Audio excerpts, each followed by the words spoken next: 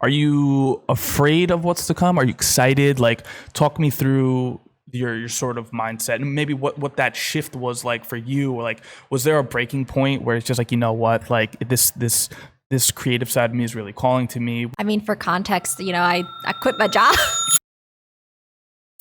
It complements my. It does. It's we kind of have a theme going on here, which will be kind of lovely. And we'll kind of dive into that as well. Okay. All right. So, ladies and gentlemen, thank you for tuning in. This is episode 1, season 1 of As Creatives, the podcast. Kind of a random thing. I'm kind of just going to throw this up on YouTube and hopefully you're not too surprised. This is something I've been thinking about doing for a while now, where essentially it's a podcast where we sit down and talk with other creatives, whether they're designers, artists, photographers, videographers, whatever. If they create something, they're going to be here and we want to get their perspective on just literally anything, their own work, and just things that are happening maybe in the world or what influences them, the things that we all kind of commonly struggle with. So we're going to be having our first conversation with my good friend Debbie. She's actually a Lehman colleague, at least at first. That's where we met here at the college. We're actually in my studio space, which you guys might have seen some of those renovation videos. But so thank you so much, Debbie, for joining us today. Thank you, Stephen, for having me. That's awesome. So today we're going to be kind of talking about, but like kind of like your origin story, just a little bit. We'll touch on that.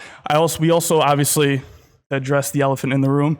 What we're going to be doing is we're going to be trying to showcase the creative that we have on board. So Debbie was kind enough to bring one of her pieces in. We'll also have some photos on screen now for our video watchers, for our audio listeners. Go watch it on YouTube. And also her studio space as well. We'll kind of throw that up on screen. But talk to us a little bit about what you have that you brought for us today. Yeah, it's creepy. Please enlighten us. So, when did I make this? I made this during a painting class with the amazing Danielle Tegeter. She is very, very talented and special. And I had this feeling of wanting to just kind of take a deeper look at my identity. And this kind of just came out. I was looking at bodies and women and sexuality and just how like people can stare at you. And just the title of the piece is called Legs. And the background is really inspired by kind of flat painting and flat work. Just trying to get that very perfect no brush strokes in the back. Contrasting that with a lot of very vivid brush strokes, a lot of messiness, a lot of like kind of hyper realistic eyes, but a little bit more cartoonish too. Just to exaggerate kind of how scary it can be to be stared at. Yeah, no, absolutely. It's kind of like all eyes on me, like. And it's like very intriguing. I think this is actually maybe because of the eyes. I think as human beings, we're very attracted to the human face. And so I think when I walked into your studio for the first time, I think this was probably the first piece that I saw because it was honestly quite exactly. That's actually a perfect way to put it. And so I'm actually a huge fan of actually this little detail here. This one keeps calling back to me, the one that's kind of looking back, because most of them, at least sort of for the most part, are kind of like already almost front facing already or towards us. But I love how this one's kind of looking back at all times, as if you're getting a side eye view. It's actually very powerful. I absolutely love it. I love the contrast that you mentioned. Was there a specific reason why you chose these 3 colors specifically, or was that just kind of like at the time feeling that you were kind of just like, yeah, let's just go with these? I think it was at the time kind of a combination of like queer flags and just thinking about like just flagship in general, and just how when you have flags in the background, there's some sort of like pride and kind of like identity you're vibing with.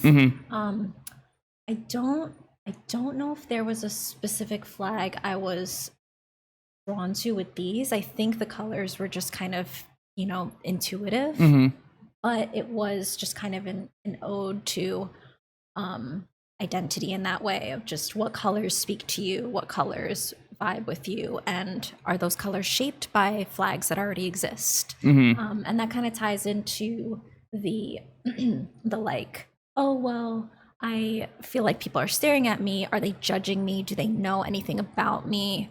And sometimes they do, and that could be a little stalkerish. Yeah, no, absolutely. And sometimes they don't, and I can kind of like claim that a little bit with my identity, saying, okay, well, the back, they don't know who I am, but they're just looking at me for my, like, to be objective, like treating my body as an object. Right. But there's more to me than that. And there's more to women and people than that, for sure. Absolutely. I love that. Yeah. So with that being said, then, like, how would you, given that I sort of already kind of know what your work is like, but for at least the audience and to, of course, kind of refresh my own memory, in terms of your work, how would you describe like yourself as a creative? What are the things that you do that maybe you most resonate with? Things that maybe you've also tried even in the past and was kind of like, that's not really my style. I'm not a huge fan of that medium maybe in general. Like, talk us through that. Like, what are some of those things that you really resonate with? Yeah, it's been a journey for sure. Yeah. I really started out when I was, middle school, high school, just digital drawing with a tablet, bamboo tablets, if anybody knows that. And also, shout out to you guys. Yeah. And also DeviantArt. I was on DeviantArt a lot. Nice. Using all those, what are some other good shout outs? Paint Tool Sai, GIMP, Fire Alpaca. So if anyone's using those, I've been there, I've used them. And I just feel like I've always been drawn to like Japanese culture and Japanese like way of bringing characters to life. So I've always loved the colors and the fantasticalness. And also I identify as bisexual, and so there's a lot of queer elements and like LGBTQ plus awareness that I try to bring in and tie into my piece. It started really with just my identity, and then it kind of branched to wanting to combine my style, my drawing style, my art style with information to just spread awareness about issues that aren't really talked about. And so I have my work recently is really tied with book arts, with printmaking through my fine arts. I still do my digital prints onto that, but just the form of spreading awareness comes through communication, comes through literacy and books and things like that. So I love to create zines to kind of spread that information. Yeah. And that's interesting. You mentioned how you kind of started off digitally and you still kind of work with it, like you said, a little bit, but what is it about, I guess, maybe the more physical aspect that you really resonate more with over maybe digital?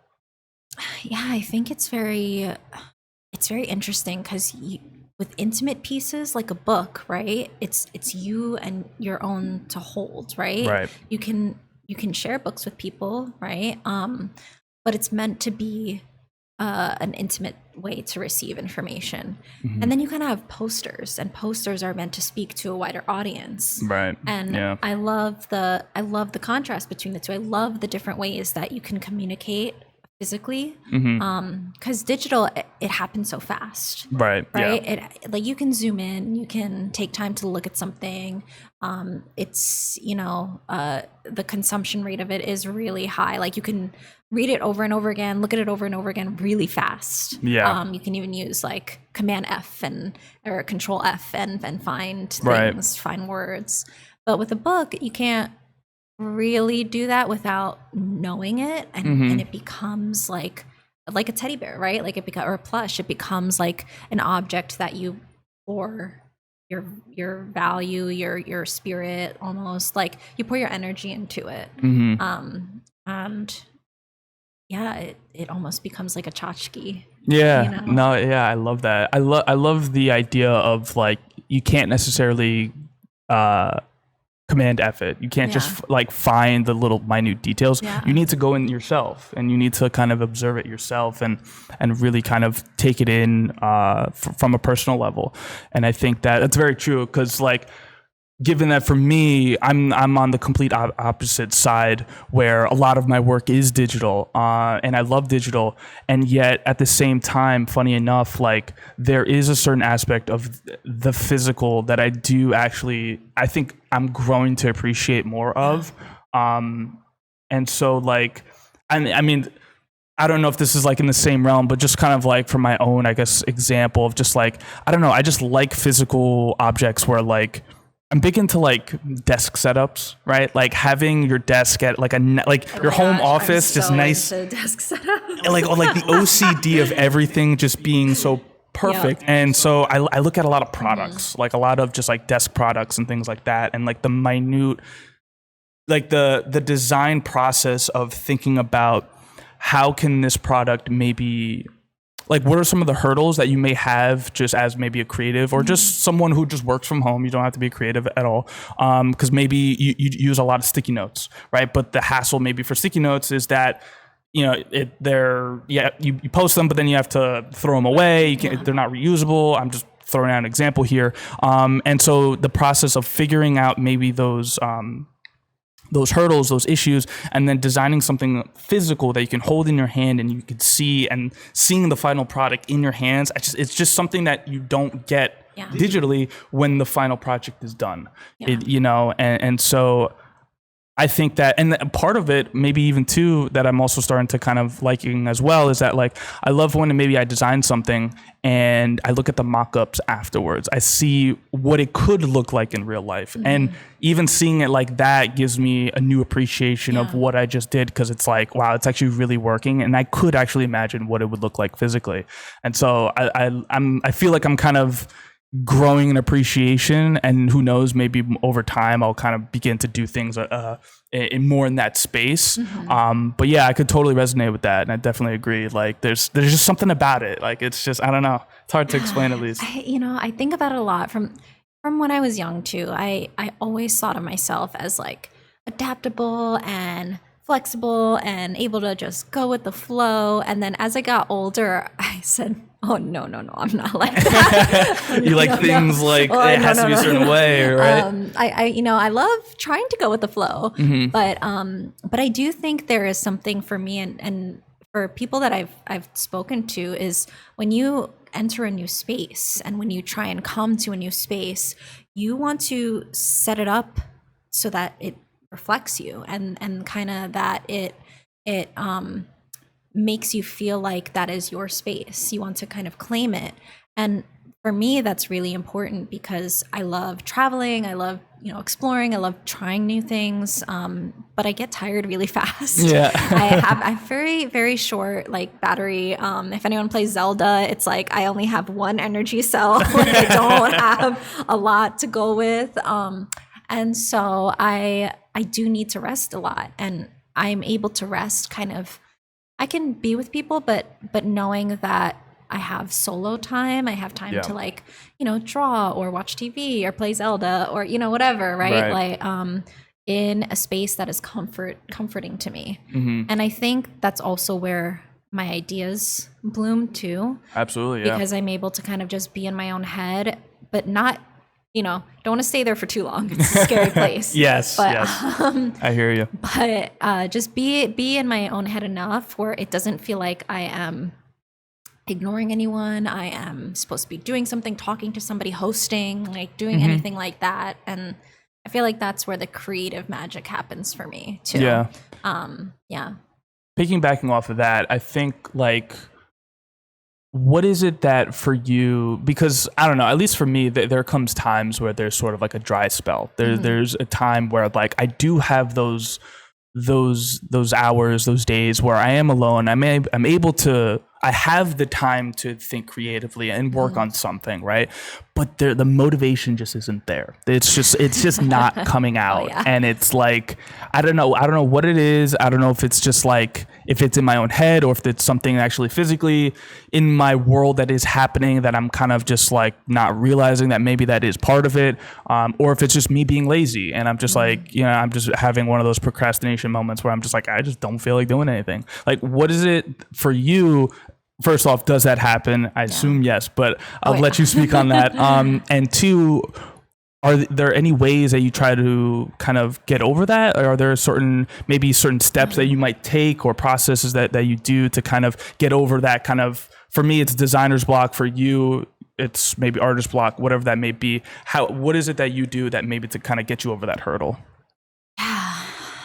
That's asking the real questions here on this podcast, episode 1. It's a loaded question, but please, we need to know. This is a safe space. Yes. I think, you know, I've thought about this question a lot. Like, what really stops me from making work? And definitely it's time and fear are the two biggest ones, where if I feel busy, it's so hard to juggle. I was reading this manga the other day about I forget the name, but it was it's something like Why Can't I Get a Girlfriend? And it was basically this girl who she got dumped by her girlfriend because they were long distance, and she dedicated her whole life to her. And it was like, okay, well, what do I do with myself? Like, how do I motivate myself to get back in it? And then she slowly started working out, doing really good at her job, making friends. And then finally it was time for her to go back in the dating pool. And she was like, okay, let's see. And she had like a little Post-it, dating. And then she tries to hold it up to her bulletin board with all her other Post-its of friends, social life, work, like school, travel, whatever. And she's like, I don't think I could fit this in. And then this messiah, like aura person comes down in this panel and is like, you thought that you could have everything? You thought you could have everything in the world? And she was like, yeah. Like, why not? And that's how it ends. Oh, wow. Yeah. Interesting.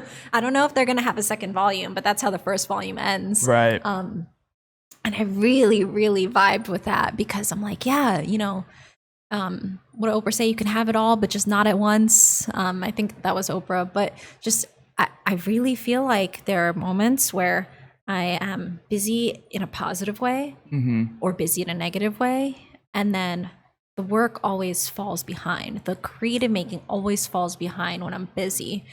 And that's really hard as an artist, because you're an artist. Your priority should be putting it first, should be doing that. But then if you spend the whole day in your studio, just if you need like 7 hours, just like focus on your work, then you open your phone and there's 20 messages being like, hey, where you at? Blah, blah, blah, blah, blah, blah, and emails and all that stuff. You get so overwhelmed. Yeah. So I think balancing the time of having creative work time and like your lifetime, how is that? Because being a creative is a side hustle. It's a second job or your full-time job. So it's not just a hobby when you become an artist and you become a creative. Yeah.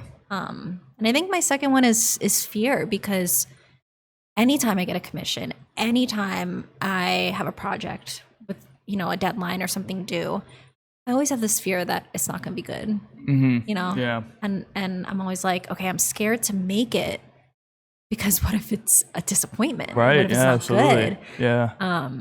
So I think those are my two biggest ones that tend to hold me back.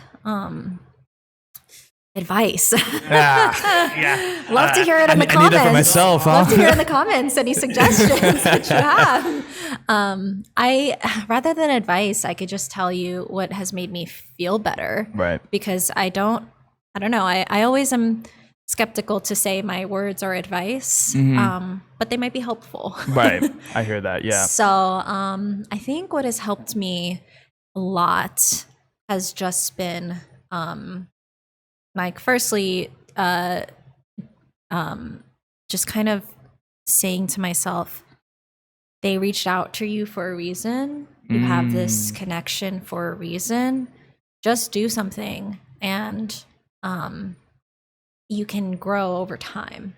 And the reason I truly believe that is because manga, right? Like I bring it all back to manga, is because when I look at chapter ones of like famous mangakas, like famous artists that have made it big, their chapter ones are like, all right, like they got the story, they got the stuff, but it's not how it looks now. Because now 100 chapters later of drawing the same characters, getting in their feelings, getting their emotions, it grows, which is very different than maybe taking a photograph. But you could take the same photograph 20 times and then you'll see new things each time. Yeah. So I think it's a similar process for creatives, but it might look differently for each person. And that's for me. Like, so with this painting, I really, really wanted to focus on skin color. Gotcha. A lot for this painting. Because I've drawn eyes. I love drawing eyes in a lot of my other works. If you want to check my Instagram, it's a little creepy, but it's fun. We're going to have everything down below in the description. So please go snooping, please. But I've just, in all the manga that I've seen, which makes sense because it's Japanese culture and there's not a lot of skin, like darker skin tones, and just in a lot of pop culture, there's just not a lot of comics with, characters with darker skin tones. And so in my paintings, whenever I draw people, I really want to draw, and comics, like people with different color skin tones. And so that was a big focus for me. And the first time I did it was crap. And I'm like, why does it not look like me? It was so bad. And I looked up so many YouTube videos and they didn't have the right mixes. It was all of this Picasso blues, dark skin tones, cool skin tones. There wasn't really like Indian warm or Caribbean warm skin tones. Gotcha. Out there Yeah. And so, so it took a lot of experimenting with colors, a lot of time, a lot of cheap paint, cheapish, and then I slowly got to the more expensive stuff. Right. But yeah, that's something I'm really proud of that has grown and evolved for me, is my ability to play with skin tones a lot more easily. Yeah.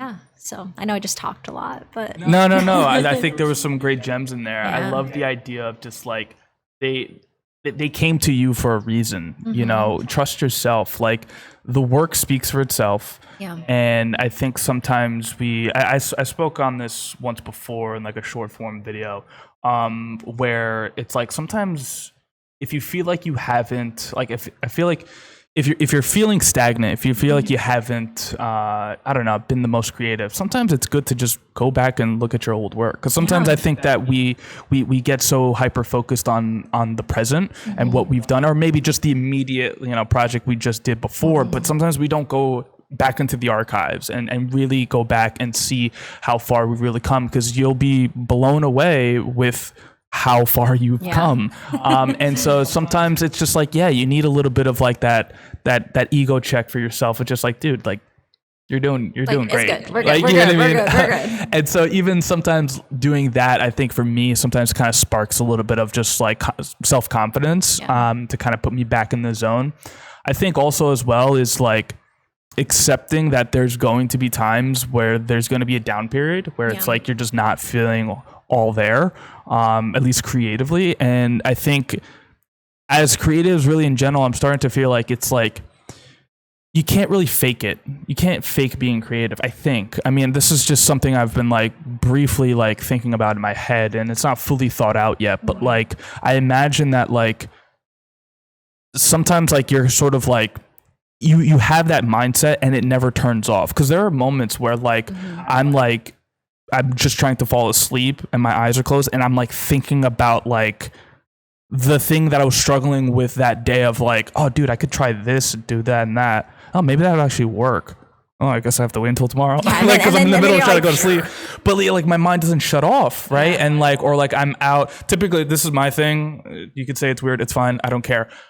I think the best when I'm in the shower. For some reason, when I'm in the shower, my brain like works way better for some reason. Sometimes I'm just like, I can't think of what to do. I do have to shower. I'm going to go shower. And then sometimes the idea will pop into my head. Don't know why, but like, it's just my way. Like something unlocks for some reason when I'm in the shower.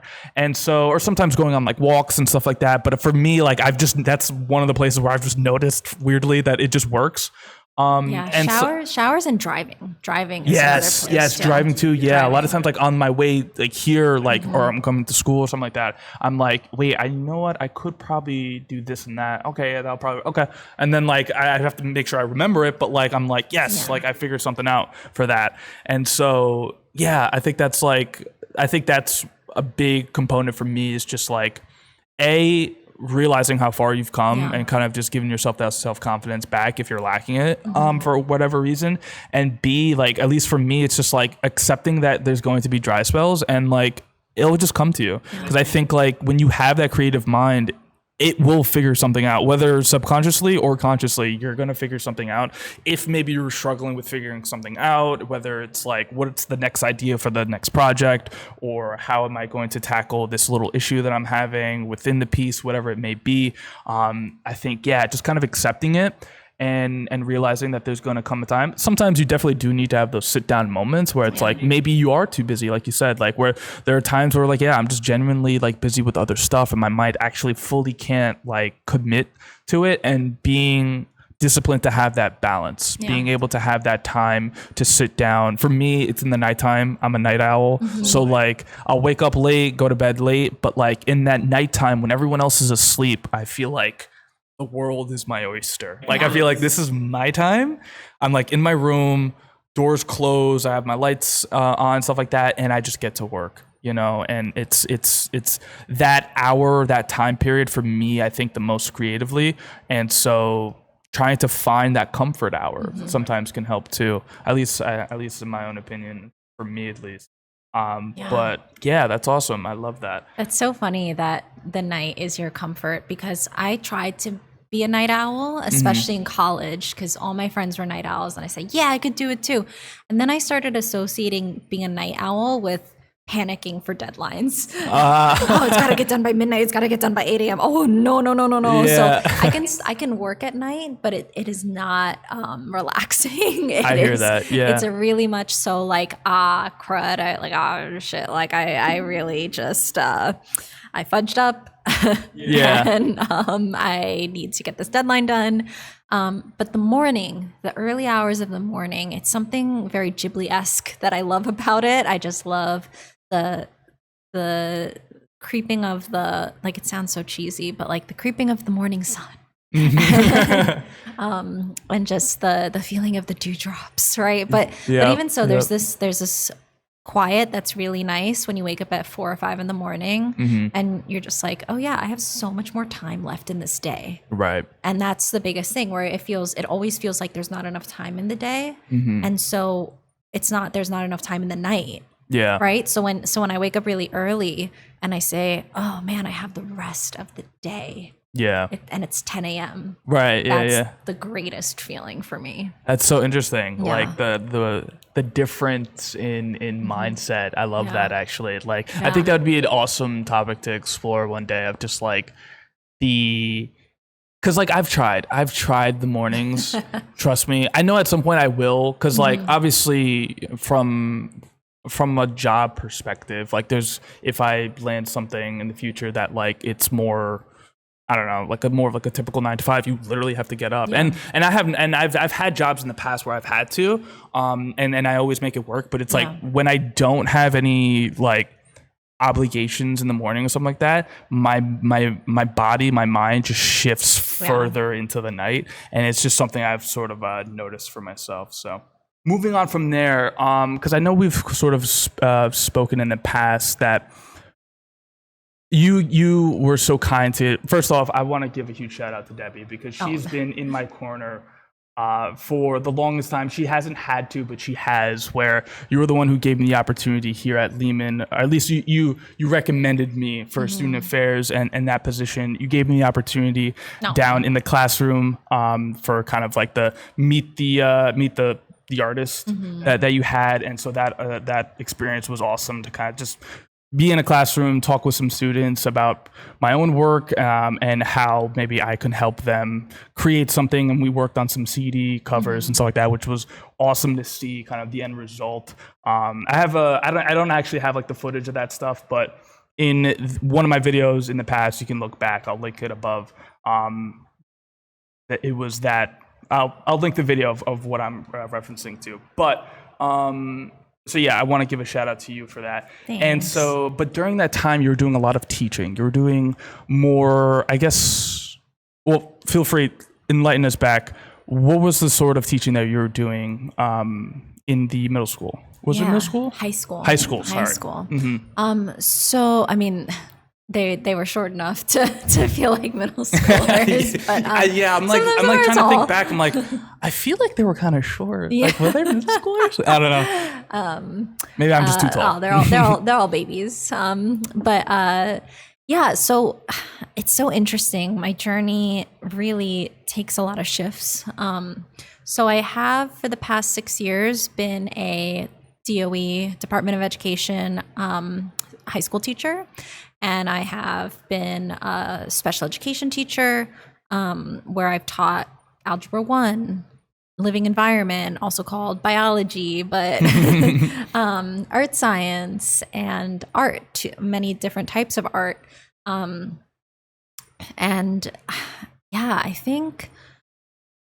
think teaching is so powerful. The students, the kids, they have truly, I truly feel this way. They have so much knowledge that people just don't realize. They're so with it. They have their own feelings. They're humans. And as a teacher, depending on your class size, you get to like meet 100 to 300 new humans every single year. Yeah. And that's absurd. That's absolutely absurd how many people you socialize with. And I think even during the pandemic, right, when we were on Zoom, I still met a whole new cohort of people virtually, and that's still meeting people. And I think something that really gets underplayed is just how much teachers have to socially navigate situations in the classroom, as well as academically navigate. You know, you have to really be the jack of all trades. Is that what the phrase is, jack of all trades? Yeah. And so it's hard because you want to become the master of all trades too.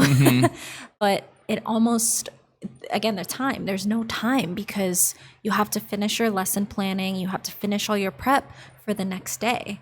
And then you do the day, and then you have to do the next day and the next day and the next day. Right. It's really hard unless you have art sometimes, and you can kind of make deadlines a week long. You can work on a project for a week or so, or a few days. But even then, you're still giving them a new paper every day, or giving them a new piece of insight every day, a demo.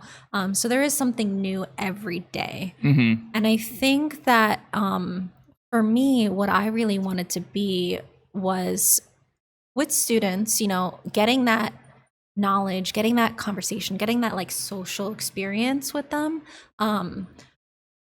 while like helping them in their lives. But also I really just wanted to focus on something for long periods of time. Yeah. And that's really, really hard as a teacher. That almost goes against everything as a teacher. There's like so much you have to pack in that it's like you really can't. Yeah. And so just for example, again, this painting took me maybe 20 hours, maybe a little less, but that had to definitely be broken down into multiple days. But I knew that when I picked up the brush and the paint, I could just go where I left off. I didn't have to start a new canvas every time. Like I had to set up the paints and do, a routine, a setup routine and a cleanup routine, but there was no lesson planning I had to write down on paper. That was a new thing every day. And then the mistakes I made were with myself rather than mistakes that affected students' lives. And I don't mean like the mistakes for students' lives could just be, the lesson didn't go well, and that just happens. Yeah, absolutely. Even if you're the best teacher in the world, some lessons just don't go well because of students being human. And life happening around them. But what's just so nice is when you're a creative, for the most part, the mistakes you make are like more important for your personal growth. And painting is nice, book arts and drawing is nice because you can always erase, you can paint over.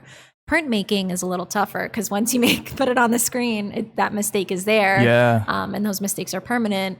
Photography, even, right? If those mistakes are harder to kind of like erase, so to speak. But then that can again show you your journey. Exactly. Yeah. So that's what I really like about pursuing creative, like being a creative more seriously and an artist more seriously, is that freedom. And the reason why I asked as well is like, I imagine that sort of step away from that and kind of making that more of like because I know that they're it's not completely out of the woods for you, but it's taking more of a back seat. I imagine maybe it took more of a front seat prior, and now it's taking a bit more of a back seat. Are you afraid of what's to come? Are you excited? Like, talk me through your sort of mindset and maybe what that shift was like for you. Or like, was there a breaking point where it's just like, you know what, like this creative side of me is really calling to me? Was there a moment for you, or was it something just over time? It kind of just like you woke up one day, I was like, oh, you know what? Nah, it's just I want to pursue this more. And are you excited? Are you afraid? Like, talk me through that, because it can be quite daunting. I mean, like, just at least in the creative space, like in the industry, there's no one route. Like it's not like you take a bunch of courses and then boom, you're good. Like it's something that you almost have to kind of figure out on your own. So it can be, at least for me, it kind of can, in the start, kind of felt a bit daunting. So that's why I asked, like what is that feeling like for you? Yeah. I mean, for context, I quit my job. I resigned from teaching to pursue art. And I don't know, maybe that's going to be the beginning audio clickbait for or maybe the title of just like, I quit teaching to be an artist. Teaching to be an artist. It was scary as hell. Like it was so scary. It still is really scary. From year one, the first year of teaching is so, there's not words to describe how difficult it is, how draining it is. I think a lot of relationships are tested in the first year of teaching, because it just shows how well can your partner support a teacher. It's supporting teachers. It's a completely different battlefield than other jobs. I'm not saying that other jobs are not stressful, but I'm saying it's different. Because it's very similar to public service and social work. You take on the feelings and emotions of students every day in really horrible situations, in really tough life situations. You feel for them. You remember your own traumas, your own past, your own childhood, and constantly every single day you have to create presentations. And everybody in college hates doing PowerPoint presentations. That's like the biggest thing, that there's the biggest fear, and you do it every single day in front of students that might be really listening, might really not be listening, might be throwing things at you, might be doing a stapler dance on the table, might be cursing at you, might be calling you names, might be calling other people names, might be starting a fight in the class. There's a billion, I'm using that word, billion, because it does feel like that. There's a ton of different things that happen in the classroom in a given 45 to 50 minute period. And it's like dollar night beers for a bartender every single moment times 10. It's wild. And so it was really hard. I was really going through a tough time. By the pandemic, when the pandemic hit, there was so much horrible things happening in the world, and it was my third year of teaching, and I was probably going to consider leaving, by my third year, because it was just so hard to just live. And then the pandemic happened and shutdown happened, and honestly, it gave me a breather And it was horrible for the kids, you know, like they didn't read. I recognize all of those things, but at the same time, it allowed me the mental space to realize that something was wrong. And then I said, okay, well, I'm going to give myself a chance. When we started coming back in person and doing, you know, hybrid stuff, I said, I'm going to still give myself a chance. And also during pandemic, I started my master's at Lehman, Master of Fine Arts. So I was doing that, and that was also giving me some comfort and really allowing me to make art again in moments of stress. And I just really remember that I needed something that I could tell my boss. You know, my principal is super understanding, but just mentally, like I needed something I could tell my boss that, oh, I'm sorry, I can't stay after school, or tell myself, I'm sorry, I can't stay after school. I have a grad school class. Yeah. You know, like I needed that for myself to make art. And then I, you know, fifth year came by, sixth year came by, and the winter I went through a really, really bad depressive episode. It was pretty scary. My family, everybody was really nervous. My partner, Marley, is super supportive. Hopefully he wants me to say his name, so I'll ask him. Yes, so I'll start. My partner is really supportive, and was really supportive during that time. But I was you know, I was pretty on the edge. I did not want to live anymore, and was really scary. And a lot of it was tied to my job. A lot of it was tied to what am I doing with my life? You know, and I am young. I admit I'm 29. And I really wanted to be there for students, but a lot of the students had similar mental health issues as me, and it was so hard for me to be genuine and support them when I couldn't be genuine with myself. And so I made the decision, and I had to tell myself over and over and over and over again that it was the right decision to leave. And I got so much support and response. I know I'm very lucky in that, from my principal, from my coworkers, from my friends, from my family, from my partner. And they were all like, we know you've always had a plan growing up, you know, type A, right? But you've always had a plan. And if your plan is to do this, then we trust you. And, and that's really what gave me the courage, was the support group around me. And I know I'm very lucky in that, but if anyone needs support group, I will be there for you. Yes. And just even as creatives in general, I mean, I think we're in a space where like many other groups, but I think as creatives, I think we all, for the most part, almost go through the same journey. It kind of feels like. The reason why I say that is because I think it's getting better now, but a few years back, I feel like in the creative space was a daunting space. I think it was an uncertain space, and at least for me, our stories really align. I think, and they've sort of, I think, hit the optimal alignment as of like today. And the reason why I say that, many of you may know my story, or I've talked about it in the past, but I kind of went through a similar road where like I was going to get into teaching. I was going to teach science, and like earth science or something like that.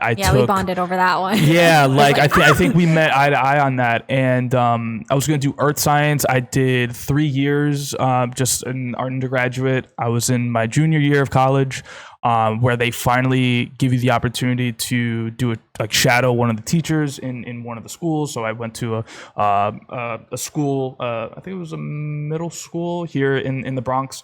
And I was sitting in the back of the classroom, and I was like, dude, like this just isn't it, man. Like talking with the teachers afterwards, and them saying like, yeah, like I don't know why it didn't click in my head, but it's like, yeah, when you leave, like the job's not done. Like you gotta either grade stuff, you gotta prepare for the next day. And I'm just like you take work home, and it's just like, I'm like, dude, like I didn't know what to put on my college application, so I just put teaching because a friend of mine, I always say this, like a friend of mine was like, hey, you should become a teacher, because I was good at helping them figure out a chemistry thing, because like our teacher wasn't like really connecting too well with the lesson, but I kind of had my own way of thinking about it, and it was a lot easier. It worked, and I would help my friends out in that way. And they'd always say like, "Oh yeah, you should be a teacher." I was just like, "Screw it, I'll put that on my college application," and I went down that because I didn't know what to do. Yeah. And I think part of the reason why is because being a creative wasn't really a thing that was like, I guess like accepted. You know, I was always just afraid like to like. I didn't know what that roadmap looked like, you know, because it didn't really seem like it was very straightforward. It feels like you really have to like kind of figure it out on your own. Because every creative's like, they don't have the same plan. They don't have the same route, and they kind of just figure it out on the way. You know what I mean? So, I mean, with exceptions, of course, but like you kind of just have to figure it out. And so it was very kind of scary, and I wasn't sure if I wanted to do that or not. But I was always doing it on the side, and it was something that like I was kind of ignoring until one day I was like, dude, like A, I'm not going to do this. So B, what am I going to do? Well, I'm literally creating thumbnails on Apple Keynote for like, cause I'm still a gamer to this day. And so like, I'll like I used to put up gaming videos on YouTube. And so I was like, I need to make a thumbnail. So I use Apple Keynote, basically Microsoft PowerPoint, and using the first slide as like my canvas to create something. And so I was like, I'm literally doing that. I mess around a little bit with like photography, and I make videos sometimes. I was using like a GoPro at the time, or like my old iPhone. So I'm like, I also do video. So like I can pick one of those three. And then I was like, well, I tend to be a homebody, so graphic design means I can kind of just stay home and do it that way. So I kind of leaned into that, but I still use the other two mediums as well. And yeah, I finally said, screw it. And was like, let me just make the leap of faith and I'll figure it out. But I would regret, I didn't want to be on my deathbed looking back and regretting that I didn't at least give it a shot. You know what I mean? Like just being afraid of like the what if it doesn't work. Well, you don't know until you try. You know what I mean? And genuinely try. You can't go into it half-assed. You really do have to, because here's also the reality. Especially nowadays, a lot of people are trying to actually become creatives. I think this generation is a lot more independent, and they want to be their own boss, it almost seems like. And so a lot of them are becoming creatives. A lot of them, obviously, TikTok, YouTube, you know, that sort of genre, but also at the same time, a lot of new artists up and coming, you know, a lot of new designers, whatever the case may be, photographers, because they're seeing other people online, and they're like, dude, like, oh, this is awesome. This is what I want to do. And they're making that leap of faith because it seems more accepting, at least nowadays. And so, but a couple years back, it didn't really feel like that. And so, yeah, we really aligned in that, where it's like, it seemed a little bit too, it just didn't seem like it was our calling, like through and through. There was something else that was calling our name and was like, hey, listen, like, you haven't committed to me yet, and I think you should. And it took a little bit of some extra hurdles to get over. But once you got over those, then I think that was kind of like the moment for you, it seems like. And you know, hearing you talk about, you know, people just wanting to kind of take charge of themselves and be their own boss and become creatives, it really just, it makes me question and wonder, what does even being a creative mean now? Because it just has meant, you know, 10 years ago, 5 years ago, 10 years ago, it meant something completely different than today. Because I mean, just to be real, like, teachers are fucking creatives. Like, teachers are artists. Teachers are educators, work their ass off. They work so hard every single day. Undervalued as like hell, I feel like. Oh my gosh, so undervalued. And then there's people who are in the creative industry, where you're working for private companies or organizations, and you have to, again, work so hard just to make ends meet. You know, so I wonder, the people who become viral on TikTok, which I would totally love to be one of those people. I'm just saying, this is coming from a place of wanting to live that viral moment. But are they creatives? Are people who are, is everyone on Etsy a creative? Would they consider themselves a creative? Like, are crafters like, you know, artisan? What do you think? Yeah, I think that's very interesting. It's like, I guess like where would you put that line? Yeah. And I mean, at least for me, I've always, at least in terms of the word creative, I feel like I've always coined it to be that like, if you create something from nothing, then like, and it came from your own mind, then you are creative in some aspect. And if you want to like kind of further dive into that, then you can, whether like you are like a carpenter or like, maybe the word is too general, but I do think that like, yeah, there's like a certain like there are definitely, I think, certain mediums, certain crafts, I guess, that you can do creatively that maybe seem a bit more I guess typical, maybe. I don't know. I imagine, like, for example, like a carpenter, right? Like that's someone who that's a line of work that's been around for God knows how long. Like we've needed carpenters since I don't even know what year, but like, you know, whether they called them that or not. But at the end of the day, they are creating something. Architects as well. You know what I mean? And it's like, where is that sort of like pivot point? Yeah, and I think there's new areas that are kind of coming about now. I mean, like you said with TikTok, right? Like, or just like short form content really in general, back with Vine, right? Like, oh my gosh, Vine. Jesus, like, dude, like how can you convey a message in such a short amount of time with like, it's like, oh my God, that was like a new way of like trying to like, I don't know. It's just very interesting. And I think that with TikTok and social media nowadays, there's like new avenues that are kind of popping up. I think things are becoming more accessible. As well, because I think back then it was maybe a tough industry to get into, or just like area, whatever that may be, just for the sake of like accessibility of like getting maybe the equipment that you need to work on that thing, you know, whatever it may be.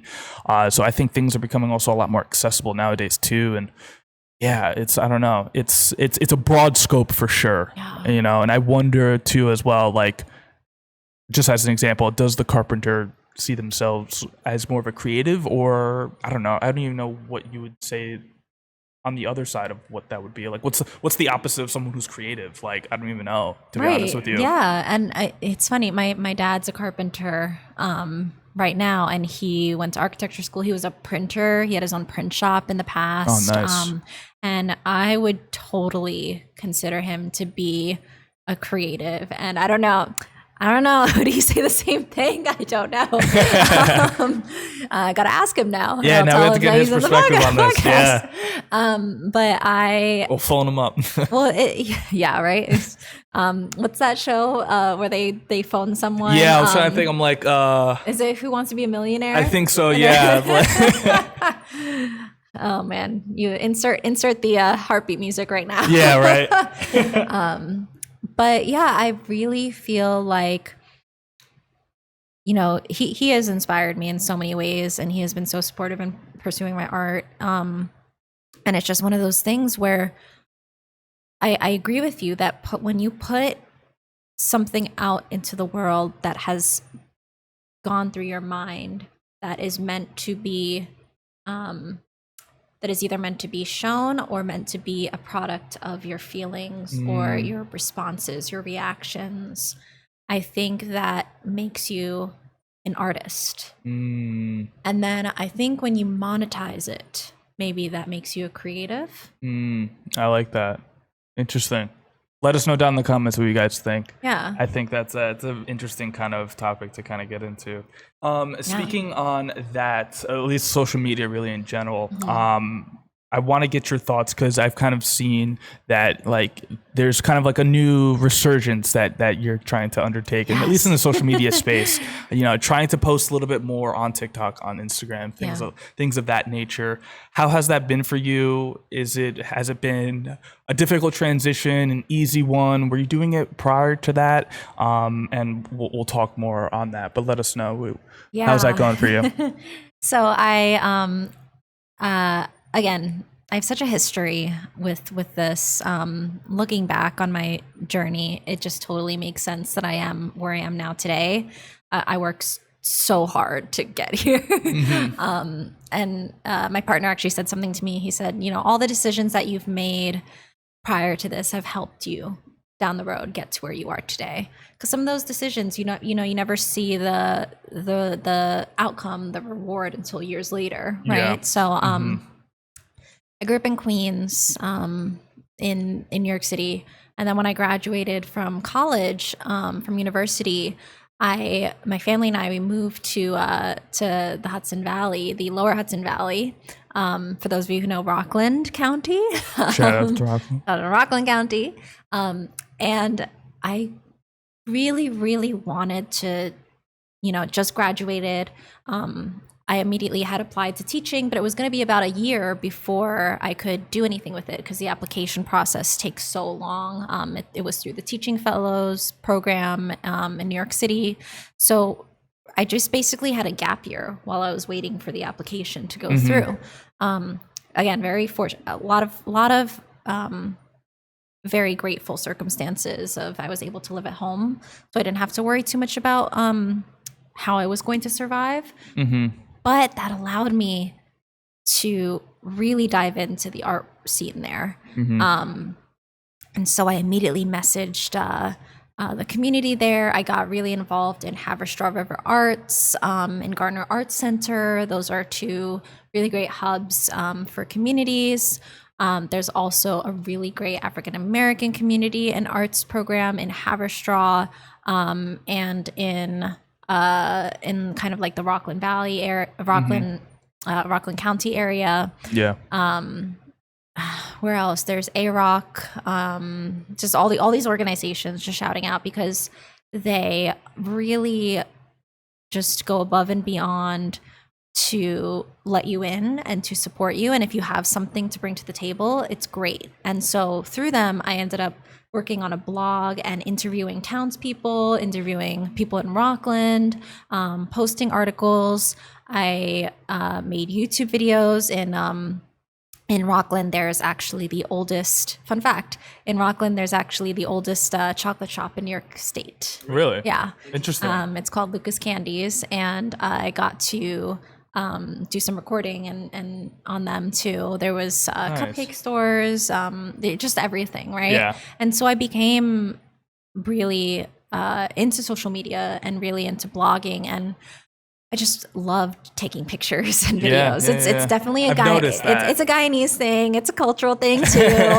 Love taking pictures and love taking videos.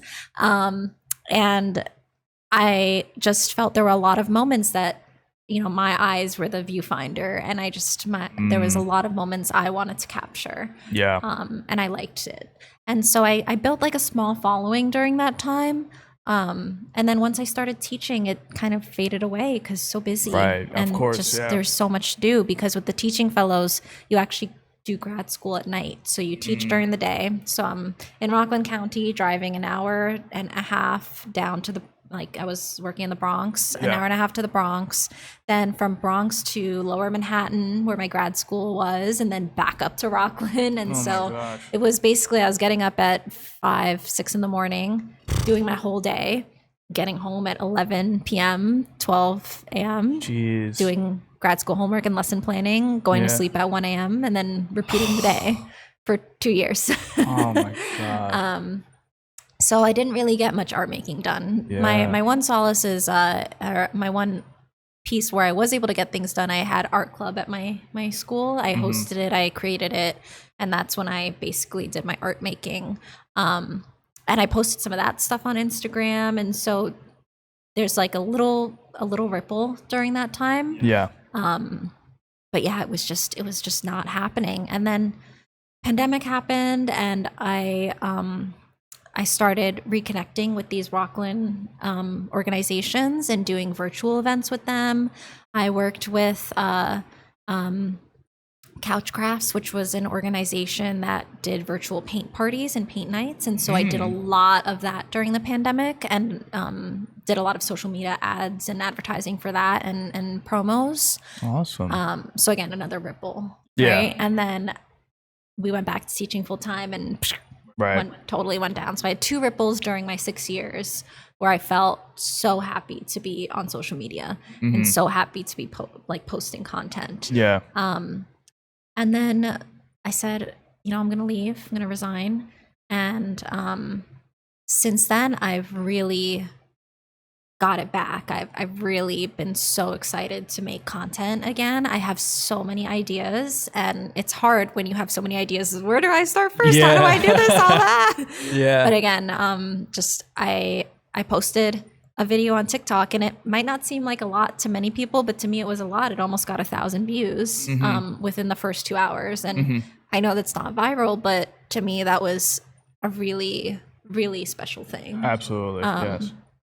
And so when I posted on Instagram, I also got a lot of support.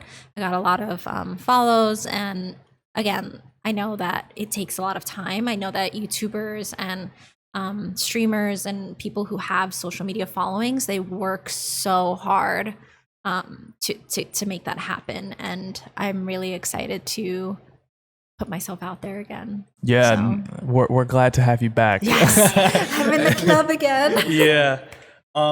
That's great. I love that, like, you kind of reference at least those little ripples, I think is really awesome. And in a way there was those valleys too, right? Those dry spouts that you had, and it seems like you're kind of back on the up and up. I'm curious to know, especially with today's day and age, obviously social media is a huge thing. We're seeing it constantly. It's in our faces at all times. And it's a big conversational piece, and whether positive or negative. I want to hear your thoughts from a creative standpoint. Do you think social media is something that all creatives need to at least have some type of understanding with? Do you think they can be successful not getting into social media and really being completely disconnected? Like, especially in today's day and age, like, what do you think? Or maybe, what's maybe the prediction maybe in a few years or so? I think I don't think you need it, depending on who you are. I think if you come from network and if you come from a connection, gotcha. Yeah, you don't need it.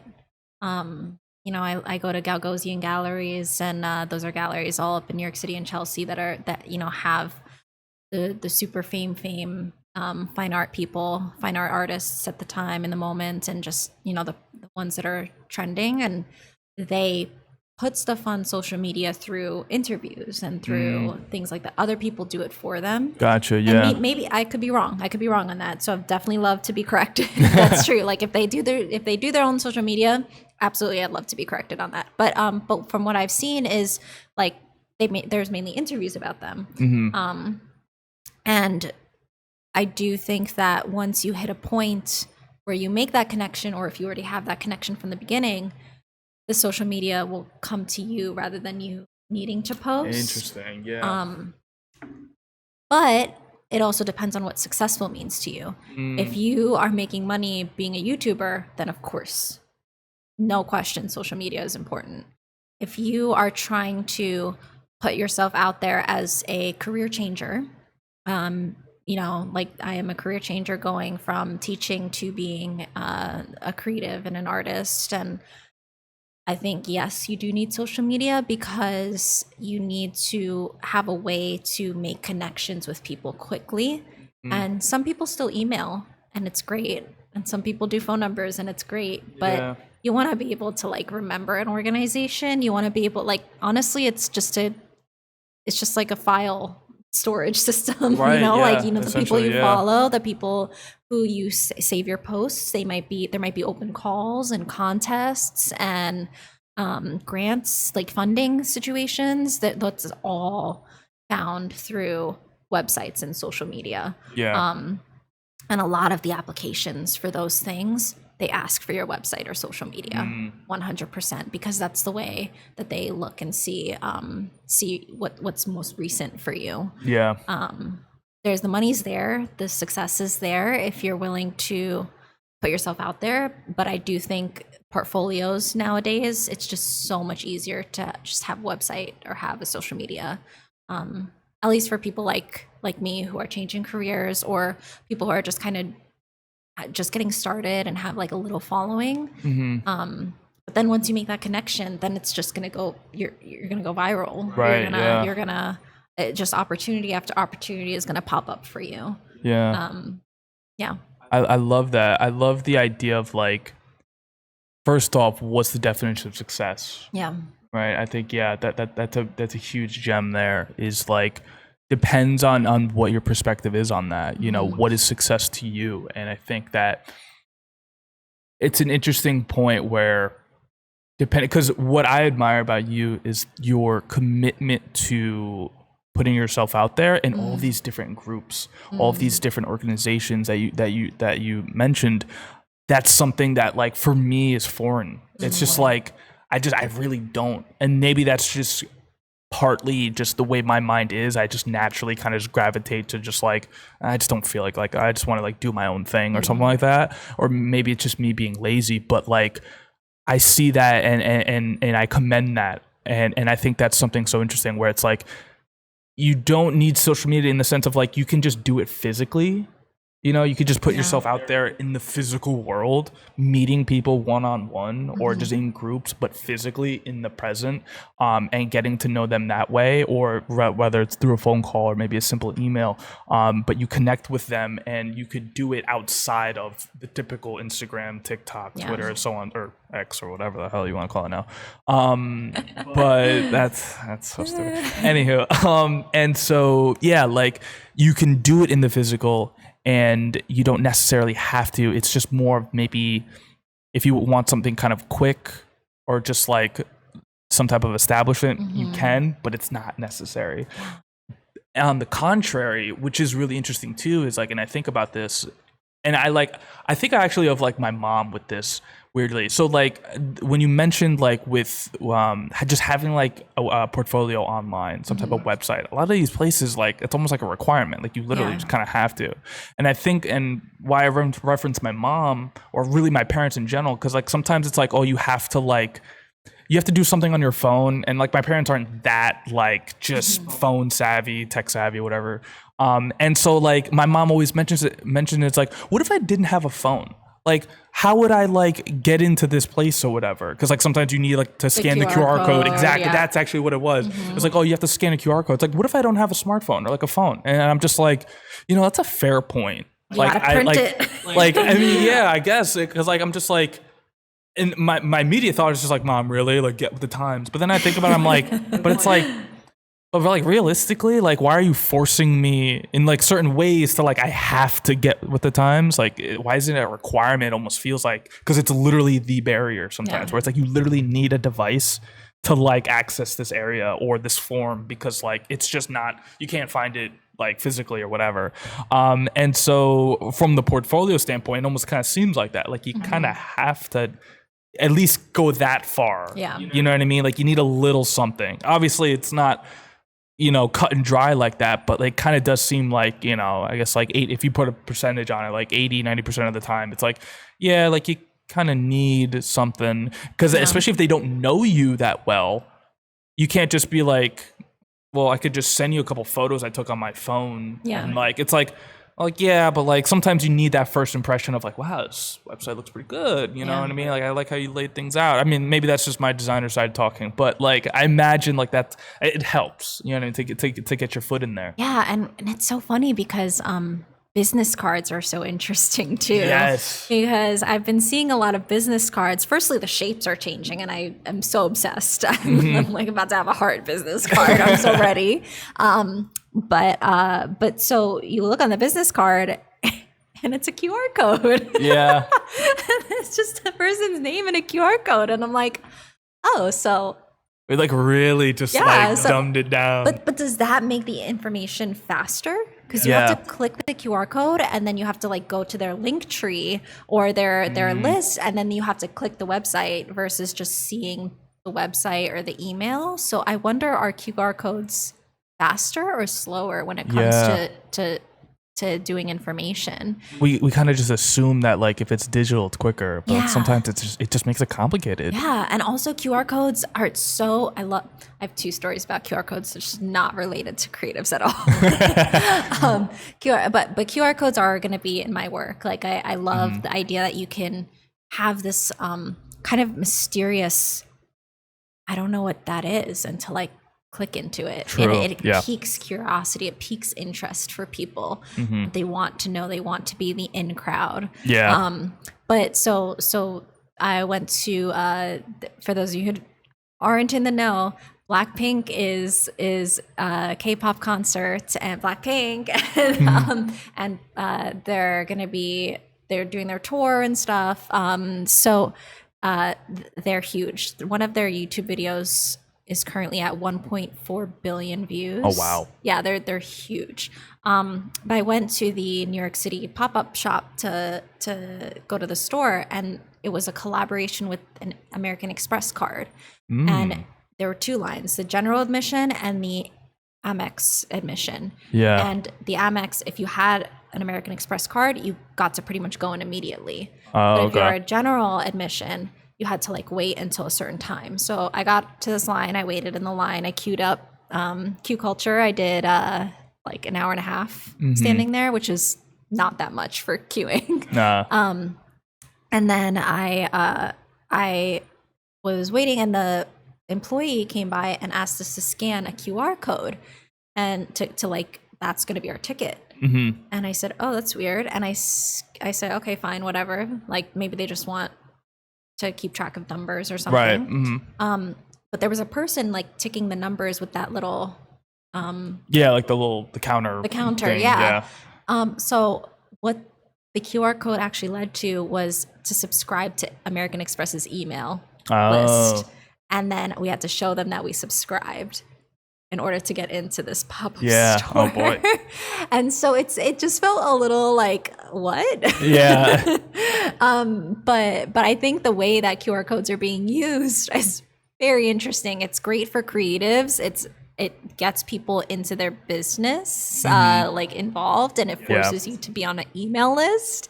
Even though you don't want to, like you're just like already like, oh, Yeah, I guess we're doing this. I guess if I want to, buy all this stuff and experience this, I gotta be on their email list. And I guess I wonder, do people like that? Do people want those kinds of ins? Because then going back to creatives, we have Buy Me a Coffee website, we have Patreon, we have all of these websites that in order to unlock our content, it's our version of the QR code. You have to subscribe, right? Yeah. You have to pay a little money or you have to like, I've seen so many things like this. Oh, you can have our free document or material if you sign up, if you like put your email in, right?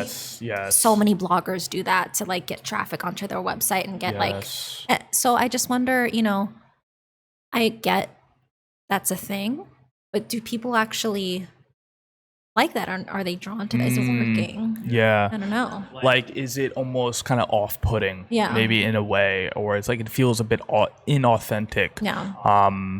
Yeah, because I've had my fair share of that where I'm just like, oh yeah, like dude, this brush pack for Photoshop, oh yeah, awesome, free too. Sick. Yeah, free. Just put my email. Yeah, I got to put my email, and then I get the email, but then like I get like 2 or 3 other emails. I'm like, oh. Yeah. And then it wasn't even really what you thought it was too. Yeah, it's just like, that. I mean, like I guess that I got like a 1 or 2 that are good in here, but I'm like the other 30, I'm like, I probably won't use it. Yeah. But yeah, like the sort of like almost transparency aspect of it, I think is becoming a lot more, I think, appreciated. Yeah. I think there's a lot of things that we're doing nowadays, like you said, with like the monetization of everything, all the subscription-based things. Like everything needs to be monetized. And I don't know, at least for me, I feel like I'm becoming more drawn to the people who are just keeping it real. Like they're keeping it transparent. They're keeping it like, dude, genuinely, I made this. I think it's dope. I just want to help you guys out. And like, they'll just leave a Google Drive link where you can just download it. And that's just it. Yeah. And like, there's no like, you don't have to like email me nothing, like no like weird like, oh, if like you want to like give me $1, and that's you can. what draws people in. Yeah, because like, oh, dude, you're a genuine human being who just wanted to help out. Obviously, I know you have your website that you sell stuff, but like when you like make a video about something or something like that, like it's like, or even like the promotional aspect of things, and like when people do like their sponsorship on like a video or something like that. I don't know. It's just kind of like, because I think we see it so often, it's so off-putting to see, at least for me, like just like the ad or like or like, you know how like on TikTok when you see like paid promotion or something like that at the bottom, I instantly swipe because it's like, I feel like you're not being genuine maybe this is just my assumption, and you probably actually do like this product that you're promoting, but like the fact that like I know it's a paid promotion, I'm just like I don't want to. I'll swipe. See, we say this because we don't have our sponsorship. Yeah, so I'm like, imagine, please, someone please sponsor us so we can talk positively about this. And you know what? Honestly, you're probably totally right. Yeah. I love that. Like, thank you for saying that, because honestly, like, I call me out on that, because that's actually so true. I want sponsorship so bad. That's actually beautiful. I think I'm hoping though, just for myself, that like, I don't know, maybe they probably do it too, but like if there's just some way that I just imagine myself hopefully being as transparent as possible with like whatever I'm doing. And like hopefully it's just like, I don't know, it's painless, and like people kind of see it for genuinely what it is, and not just like because you hear horror stories of just like, I didn't believe in this product, but I did it because of the money was great. You know what I mean? Well, now I feel like going back to what is it creative? Yeah. Part of me wonders if creatives are public service jobs almost, because it does feel like in order for one to grow their like following, they have to give an audience something. Yeah. You know, but then there's also the side of making work for yourself. But if you are monetizing this, if you are trying to make this a living, it's not a hobby anymore. And even if you've done this all yourself, it's going to eventually go to a gallery show, and the purpose of a gallery show is for people to come in and do something like engage in your art. And that's a public service, right? Like you're it's a free thing. You're giving it to them. If you are on YouTube or TikTok and I've seen a lot of people saying, I'm just going to show you guys how this is. I know a lot of you have been asking, and I don't want to hide anything from you. I want to be like that kind of talk of I'm just going to be like, you know, a lot of people hide this information from you, but I'm just going to tell you as it is. And you're always drawn to that because then it's like, oh, great. Okay, like good. That's how you do it. Or that's where you need to buy that. It's like people are gatekeeping. Like, I think that's like a big thing now that I'm seeing, where it's just like, I'm not like, stop gatekeeping like information. Like here's genuinely what it is. Like this is what the back end looks like, or whatever it may be.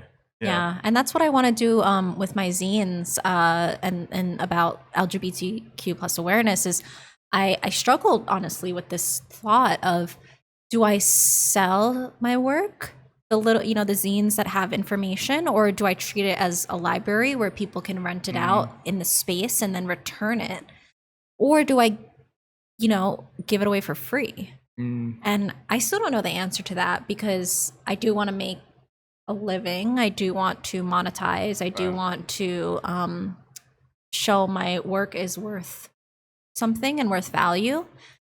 But at the same time, I want to not have money as a reason people don't know this information.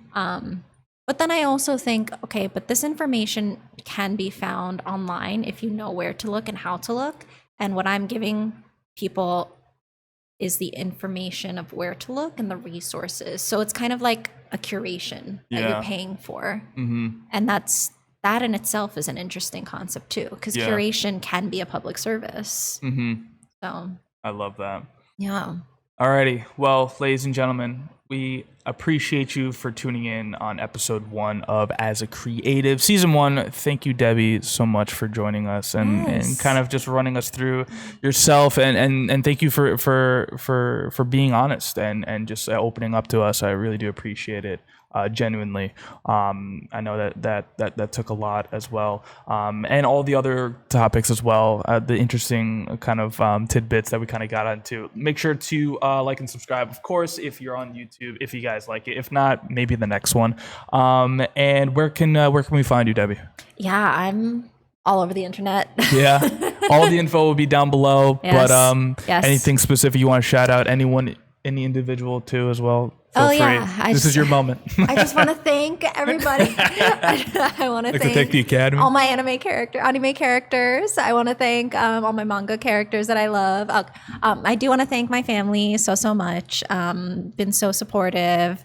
my parents, my sister, my partner. I want to thank all of you, my friends. Just you've always been my cool cat's friends. You've always just been there for me, and you've grown with me. And just really thank you so much. I hope this journey that I'm taking lets me become so popular and so well off that I can take you all on vacation. That's the goal. So that's the goal there. And you can find me on social media, Dali Art. And it's fun because my initials are DAALI. So I'm not copying Dali like Salvador Dali, but it is my name. That's wonderful. Yeah, so that's my name. You can find me on my website. That's my handle for everything. YouTube, TikTok. Going to be starting to make a lot of videos about New York City and Japan and printmaking. So very excited. Wonderful.